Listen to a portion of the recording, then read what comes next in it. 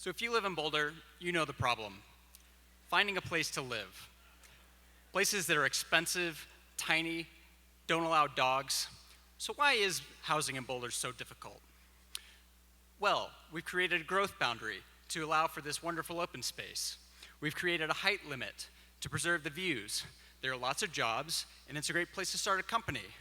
But it's becoming unaffordable for young people. People between the ages of 30 and 40 are being forced out of Boulder County.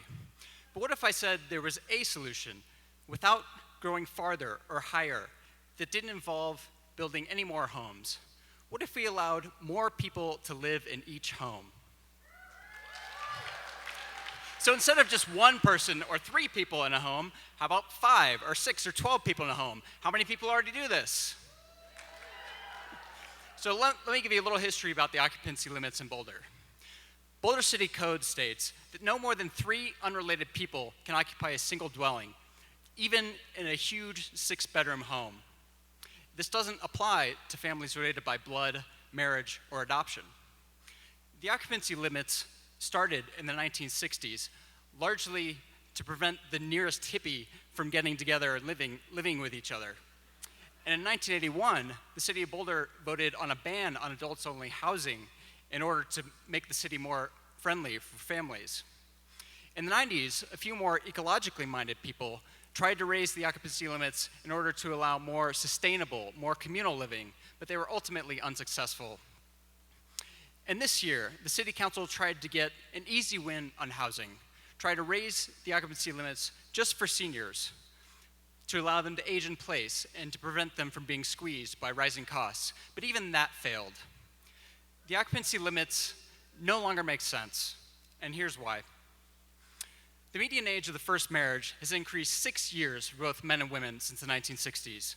This has delayed the formation of families, and it's reduced the number of children.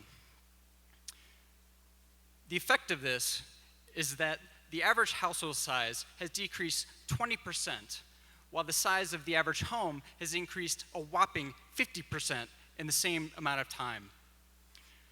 And the occupancy limits are unjust for people living in these households. If you're living illegally, you're discouraged from registering to vote, participating in civic matters, and you likely don't have a rental history. But worse is the insecurity, the fear of eviction.